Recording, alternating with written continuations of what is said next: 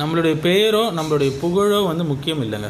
நம்மளுடைய பெயர் ரீச் ஆகலன்னு நிறைய பேர் கவலைப்படுறாங்க, மார்க்க சம்மந்தப்பட்ட விஷயங்களில் முக்கியமாக. நீங்கள் பாருங்கள், ஃபிரௌனுடைய காலத்தில் ஃபிரௌனுடைய மகளுக்கு முடிவாரக்கூடிய ஒரு பெண்மணி, அவங்க வந்து அல்லாஹ்வை மட்டுமே வணங்கி கொண்டு இருக்கிறாங்க. பிறகு ஃபிரௌனுக்கு நியூஸ் போகுது. ஃபிரௌன் அந்த பெண்மணியை நான் தான் ரப் என்று சொல்கிறான். அவங்க மறுத்துடுறாங்க. அவங்களுடைய எல்லா குழந்தைகளையும் ஒரு நெருப்பு சட்டியில் போட்டு கொன்று விடுகிறான். ஸோ இந்த பெண்மணியோடைய பேர் நமக்கு தெரியாது. ஆனால் இந்த செய்தி மூசா அலைஹிஸ்ஸலாம் காலத்தில் நடந்தது. அதை இந்த உம்மத்து வரைக்கும் அந்த செய்தி எல்லாம் என்ன செய்கிறான், அந்த செய்தியை பாதுகாத்து நமக்கு அறிவிக்கிறான். மேராஜ் போகும்போது நபி ஸல்லல்லாஹு அலைஹி வஸல்லம் வந்து அந்த பெண்ணை பற்றி அறிவிக்கப்படுறாங்க, அவங்க செய்தியை பற்றி அறிவிக்கப்படுறாங்க.